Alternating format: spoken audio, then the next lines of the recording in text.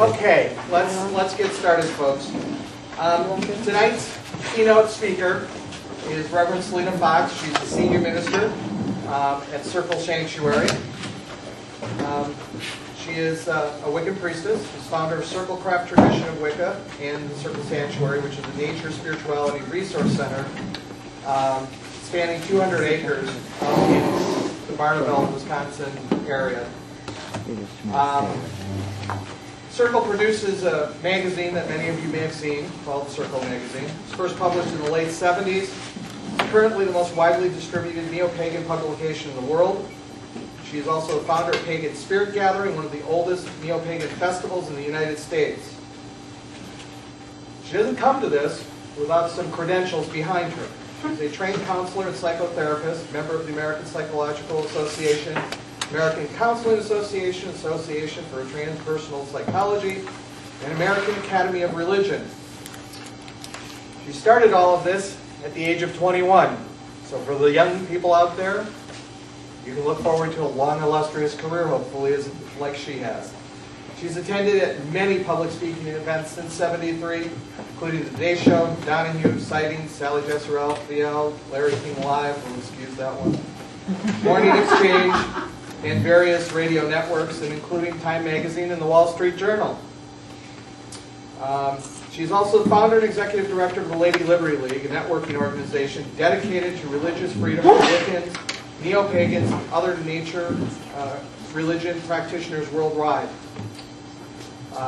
She is one of the most influential people in our community today, and I am proud to call her my friend. Ladies and gentlemen, Reverend Selena Fox.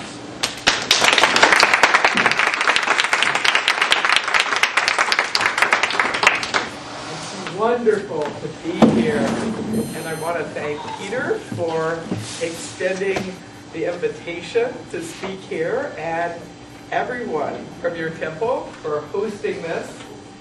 And I also want to thank Don and everyone with the Carillion Nativist tradition for their support of the Veteran Pinnacle quest, which 3 years ago today, on this very day, the Pinnacle went on the list of emblems of belief.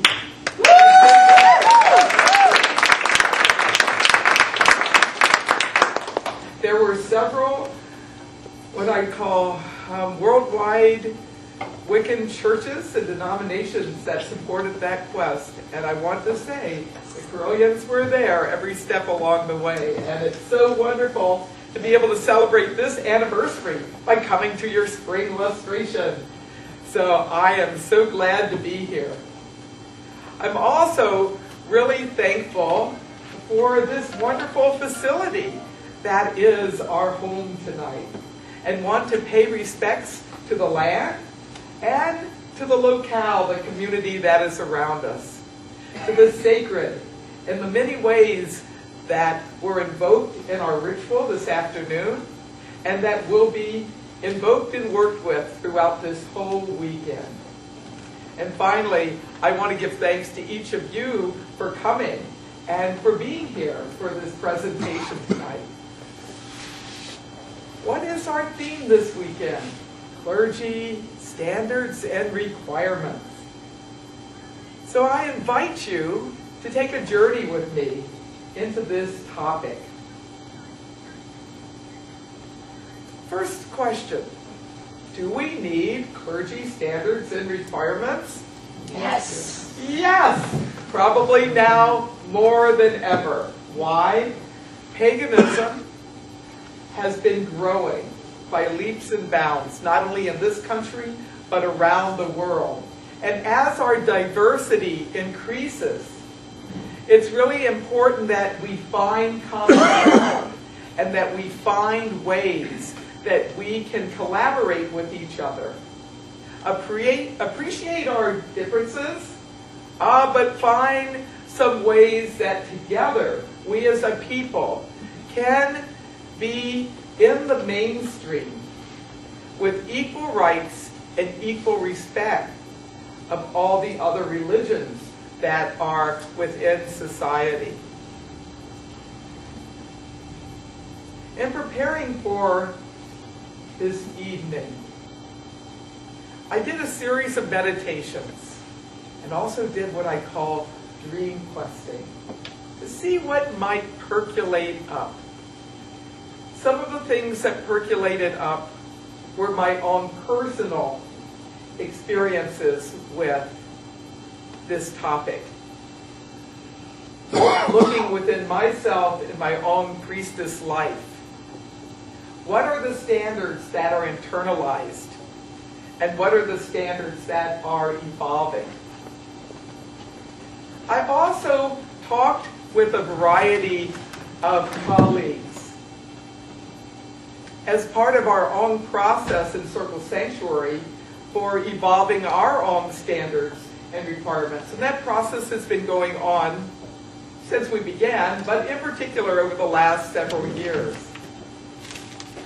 And finally, I went to the Karelian website and started learning about the Karelian nativist tradition. And what I was so delighted to find out about was so many commonalities. This is the lustration of the ancestors.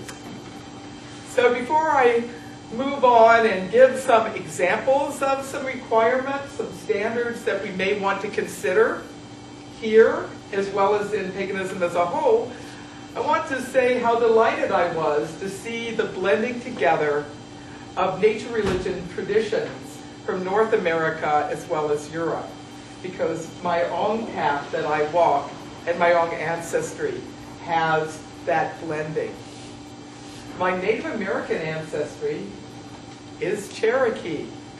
So I found myself very rooted here. There's no accident that I'm here at an ancestral lustration. And I'm a hybrid of many strands of European ancestry. But what is the brightest stripe in this multicolored plaid of ancestry? It's the Scots. And yes, and Scots and Irish and French and Swiss and Welsh and German and Swedish and English and Irish and a whole host of different paths. But I see that within the Karelian nativist tradition, there's also this Scots influence as well. I don't see that it's any accident that in looking at ancestry within my own life and the ancestry of this tradition, that we have that kind of blending.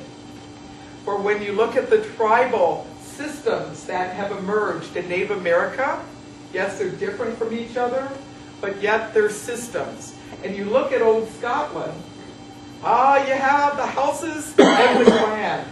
There's systems there too. And I think it's important to look to our ancestors and look to the ancients, whether we are genetically descended from particular ancestral strands or whether they're part of our spiritual heritage. In this tradition, I want to honor that ancestry and also invite the ancestors to be part of our conversation tonight. Not only guiding me in what I share with you, but guiding you in your listening and your reflections. I want to share some words about standards and requirements, and then hopefully in the last part of my part of the evening, we'll have a chance to do some dialogue, to have it more interactive. I'd like to begin with what I call the Pinnacle of Wellness. Now I actually travel around and give this as a workshop, and I'm not going to do a whole workshop here, but I'd like to take some basic concepts from the Pinnacle of Wellness that I developed years ago, and it came out of my work in developing a model of counseling and healing when I was studying at the University of Wisconsin in their counseling psychology program. 5-pointed star in a circle. Earth, air, fire, water, spirit. So as we think about clergy, pagan clergy, and requirements and standards, I think a good starting place is that 5-pointed star in the circle. our bodies, care for our bodies, keeping our bodies in good shape. By doing so, we are better able to serve and to understand. So we look at a degree of physical well-being for ourselves and our physical bodies, but we also look at our habitat. Yesterday, the 40th anniversary of Earth Day, and that's been part of my journey as well. And in talking about habitat, perhaps that's the environmental slogan for your home, but where you live and what stuff you have around you is also part of your physical reality. So as you look at what kind of standards and requirements, we want to have good health in habitat and good health in body. And if we have any particular physical challenges, to find a point of wellness, even if those physical challenges exist. Air, the mental realm, our thinking, our thoughts, our communications with others, the ability to listen, the ability to speak, the ability to process information, the ability to feed our minds. And hopefully, in this post-dessert course, you'll have a chance to glean some things from what I share tonight. So it's important to have a healthy diet for our minds as we walk the clergy path. Fire, energy, stamina, will. Developing perseverance, developing ways of keeping ourselves centered in the midst of whatever may be going on. Being able to focus our attention and our intention to sort out what's important from what is not, and to plug ourselves into energy that's beyond our physical dimension. To allow ourselves to draw on that energy as we serve others. And moving to water, the emotions. Being able to be in touch with our feelings, our intuitions, connecting with relationships as part of our journey. Managing our emotions. Being aware of our emotions. And when there is an emotional tsunami, finding some ways to channel that emotional turbulence and abundance in a way that serves the work that you're doing, as well as yourself and those around you. The fifth element, spirit, good spiritual health. I know a number of people who are very good at helping others, performing rituals, but at times there's a lack of attention to one's own personal growth and development. And I think that out of all the things I say tonight, I'd like to just encourage you all to think about what are your anchors in terms of your own personal spiritual practice. What form of the divine or forms do you work with? What are you doing to evolve your relationship with the divine? And what are you doing in terms of being a conduit for that alignment or alignments into this larger world? And when there are challenges before you, what are ways that you can access that wisdom within you, no matter what else is going on? What is a way that you can be a tuning fork of at least one pathway to the divine that will create that vibration all around you? Well, we've got earth, air, fire, water, spirit. But there's a circle around that pentacle. And I see that circle as being community. The circle of nature of which we are all part. The larger circle of society of which we are part.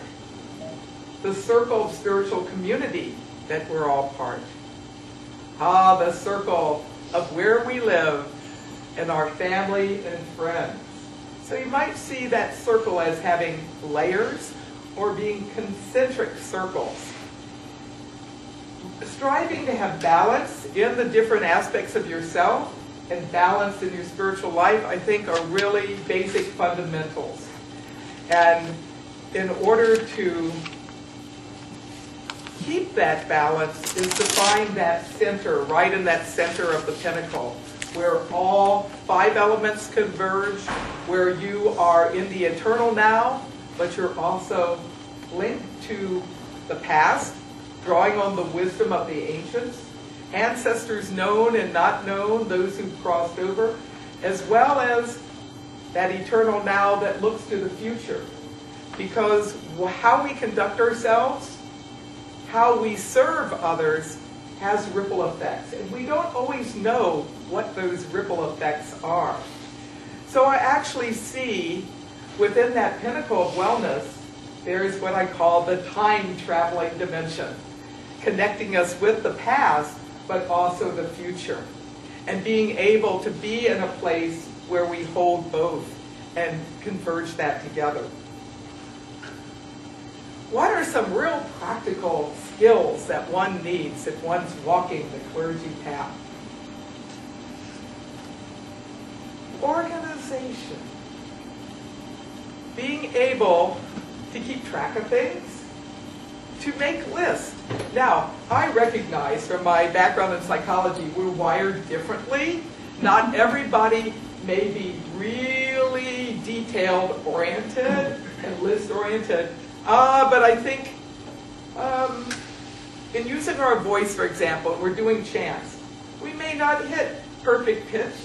Some people have that gift, some do not. But if we're raising energy, no matter what state our voice pitch might be, our ability to even project our voice, we can use our voice as a tool no matter what we've been born with and what we develop.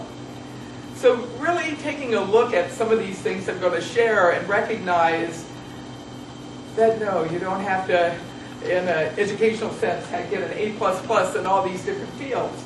But having some familiarity with these different skills can be a really wonderful thing as you go about to serve and make your way in the world. Why organization? Even if you are part of a group, whether it's connected with this tradition or it's some other group in the larger pagan world, or even the larger world itself, being able to understand the benefits and the possibilities of bringing order and keeping track of details and moving energy around, that is a really important thing to do. Another thing is the communication piece we talked about with the wellness of air, our thought processes, to really develop our communication sense. Not only being able to project our voice if we're in a large public ritual, but to make it very soft if we're helping somebody who might be really in a struggle and louder volumes might be a difficult thing to deal with. Being able to moderate our voice, using our voice and our words as a magical tool. Learning how to intone and chant. Learning how to be silent. To pause. To be comfortable with quiet. And to listen on many levels. Listen and observe on many levels. Many of you who've taken some form of psychology course within the last decade or so, chances are you will know, as you get into the communication dimensions of psychology and perception, that most of our communication is nonverbal. Words certainly are an important part. How you say something, how your face appears, how your presence is, how you're dressed, a whole host of things. How you hold your body when you're speaking. And when you're speaking, recognizing how you hold your body can put people off or welcome people in. Can show yourself as uptight or centered. And so part of communication is being able to not only pay attention to your output, but to pay attention to input from others. Not only verbal feedback, but the nonverbal feedback. And because we're in the Wiccan realm, the energetic feedback. Is it flying or is it crashing? So those are some other important skills to develop. The idea of counseling, guiding, comforting, and knowing the realm of psychology and mental health delivery enough to know when you are in deep water and you need to get some professionals involved when you're helping someone. Being able to talk with mental health professionals in helping someone that is part of a group that's in need of help. This past Monday, I actually did a staffing at Wisconsin's oldest mental health hospital. I was invited as part of a series on multicultural and interreligious education. And the chaplain, full-time chaplain that invited me to speak was amazed. Of course, that Wicca word was up on the posters all around the mental hospitals, administration buildings, and we had a whole range of people come. Psychiatrists, psychologists, social workers, psychiatric nurses, other people were involved in the care of patients. And they had asked me to do this staffing because they've had some Wiccans who have come to the hospital and they really haven't known that much about the spirituality. And they also have had some people, while they're at the hospital, have decided that they want to pursue that path. And I was very thankful for that opportunity. But part of what came to me as I did that staffing was how it's important to have many of us in the Wiccan clergy realm who have some roots in professional psychology to also go out and do more staffing so that we have good bridges of communication, and that if someone goes into a mental health facility or a regular healthcare facility and they're having some visionary experiences, that visionary experience wouldn't necessarily automatically be classified as something that's part of the problem rather than part of the solution. And that was one of the points that I made in my presentation there. So I think when we're looking at communication and we're looking at dialogue and looking at standards and requirements, we not only look at the communications we have with each other, but the communications that we can have with the larger world of which we are part. Teaching, yes, conveying information, helping a tradition grow, helping paganism as a whole grow. Teaching with words, teaching with interactive exercises, ceremonies, meditations. But I would say the biggest teaching of all is how you conduct yourself. not only when you're in the role of a leader, but how are you living your personal life? How are you in the larger world? And being able to teach by example, to be a role model, that's also an important piece as we look at requirements. Being able to really examine ourselves and develop ourselves, our whole way of being, as a teaching tool. And then, of course, there's what I call the cheerleading aspect of clergy. Being inspiring and energizing, and to actually be a catalyst. Not only to help with group process, but to help each person that you work with connect with their own wisdom within, their own way of connecting with the divine. And being able to have that inspiration flow from you as well as be in you as you do your own spiritual work. Well, and I'd like to conclude with some more thoughts about standards and requirements in the realm of conduct. Oh, that's a loaded word. What is conduct? How we are, what we do, what we say, how we interact, how we process ourselves.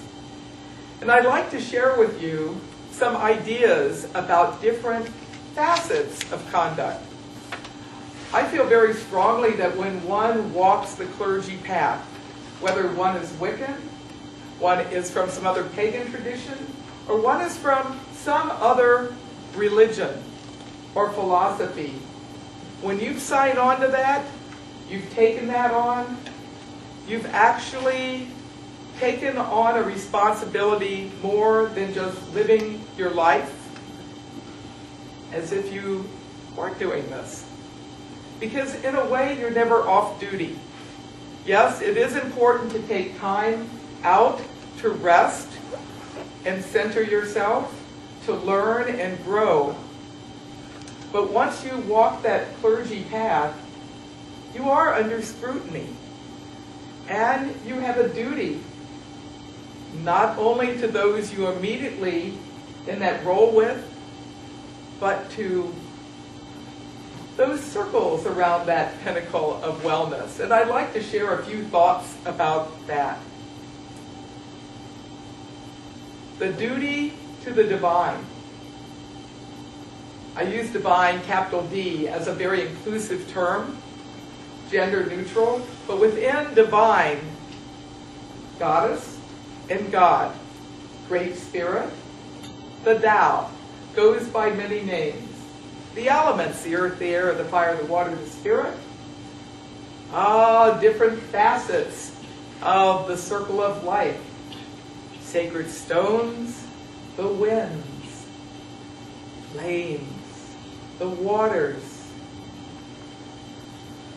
the soil, the land, the rocks, animals, plants, many dimensions of nature, not only on planet Earth, not only in our solar system, but to get cosmic with you all, it's that whole system called the universe. Connecting with the divine on planet, off planet.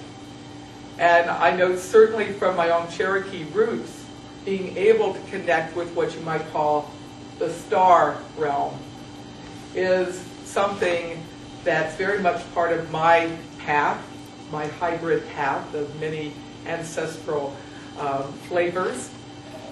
And it's something that I was connected with even before I could put words to these various concepts. So as we look at the divine, what are our alignments? An alignment, is there a particular form of the divine, a particular goddess, god, or pantheon that you work with? And if there is, what are ways that you are interacting? What are things that you're doing to enhance your own ability to communicate, represent, and be a conduit for that? So that connects us with spirit on the Pinnacle of Wellness, and it also connects us with that larger world called spirituality. So we have a duty to the divine to continue our relationship, to deepen our relationship, to listen and make time to receive guidance at particular points, but also ideally to get to a place in our practice where that divine awareness and guidance is ever present with us. Now I'm going to look at paganism as one big family. Family in many forms of the sense. There are many different traditions and paths, and I see paganism as also part of an even larger category that I call nature religion. But let's focus on the larger pagan world. We may be serving in a particular tradition, church, or temple, and I know most of you are Koreans here, and that's your spiritual home. The Koreans are part of this much larger pagan dimension. You might say, well, if I'm clergy in the Koreans, well, that's where my focus is. I honor that, I celebrate that, but I also want to say that when you allow yourself to look at the larger systems, you have to keep in mind that what's happening with you as clergy on the Korean path has a ripple effect into the larger pagan world. And therefore, it's important to look at what are some of our duties and obligations in this larger pagan world. And I think part of that is being aware of some other sectors of the pagan world. Doesn't mean we have to, spend long hours on the internet looking up every group in your local area. But I do think being able to educate yourself in what you might, what might be called intra-faith, looking at the different forms of paganism, so that if you have someone come to you as part of your work that has that as part of their mix, or they've left that as part of their mix and they're really wanting to embrace the Korean path, that you be able to have more of an understanding of what's already programmed in terms of their consciousness, and to be able to work with that. I also think, too, in the realm of pagan diplomacy, finding ways that we have common ground and we can work together for the greater good. And I see that the Pinnacle Quest is an example of how very diverse individuals and groups and major organizations, including the Koreans and Circle Sanctuary, were able to accomplish something that doesn't happen a whole lot, which is we actually work together not just for a few months, but for a few years to make something happen. So I really think when we look at our conduct within the larger pagan world, we not only can conduct ourselves in a way that helps the Koreans, or whatever path we're connected with, but that larger pagan universe of which we're part. So we have the larger pagan community. We have the church or tradition that we're part of. What are the standards? What are the requirements of that particular tradition? And if you are indeed on that clergy path or preparing for that, what are ways that you can deepen your understanding and contribute to the conversation about those traditions? Most groups that I know of that have established requirements and standards, it isn't set in stone, it's an evolving process. And as a group grows, especially in size and scope, it's very important to revisit those standards and requirements and to add to or to adopt and adapt to what makes sense. And then we look at people who we may be working with, a small group or a subset of whatever tradition we're on, and our conduct with them. How can we be of service? How can we deepen our rapport, our connection? Those are important considerations.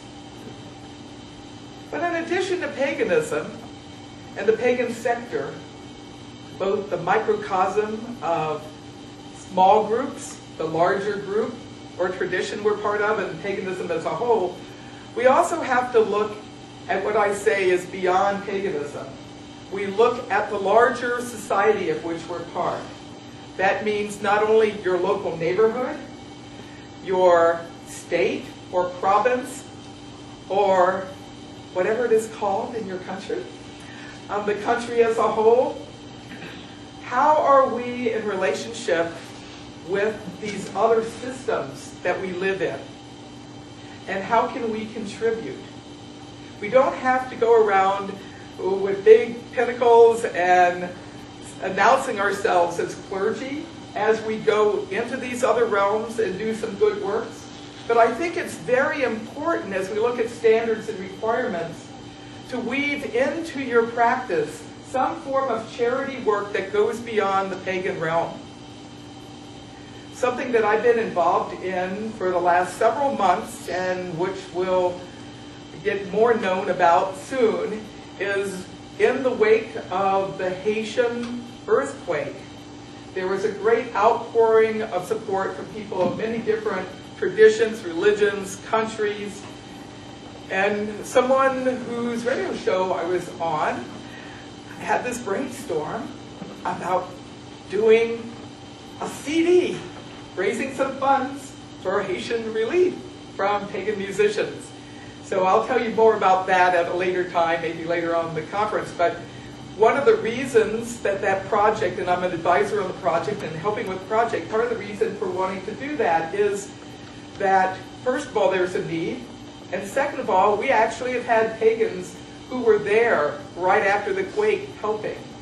And if you've gone to the Circle Sanctuary website anytime the last few months, you most likely saw our Haitian relief page. And we were tracking both the person connected with our community that was there with the 82nd Airborne doing relief work, but also the person from Covenant of the Goddess that was there working with one of the NGOs and helping support. So the reason I give that as an example is I do think that part of the magic and the responsibilities of doing the clergy path is serving that larger world of which we are a part. Be it in our local community, be it in our country, or being the planet as a whole with some particular aspect. And I actually want to just say a few words about the planet. Yes, again, the 40th anniversary of Earth Day has just happened, and there are people who will be celebrating this weekend. Really take a look at your personal lifestyle, lifestyle of people that you're working with, events that you're working with. What are some things you can do to make it greener? Especially in the nature religion sector, right? We honor nature, we're informed by nature, we are able to work with the sacred dimensions of nature. But I see also part of that sacred work is really informing ourselves about ways that we can sustain life, not only human life, but the greater web of life that's here on this planet, and that we can join with others, not only other humans, but the larger circle of beings that are here on the planet to bring about a healthier world. Finally, the self. What is our duty to ourself? What is the conduct for ourselves? Well, I see in the personal realm, we have ourselves as individuals, but we have the household of those we live with, and then our network of family and friends. Now, for many of you, that may also overlap with spiritual groups that you may be part of. But in some cases, we may have family and friends that don't share our spirituality.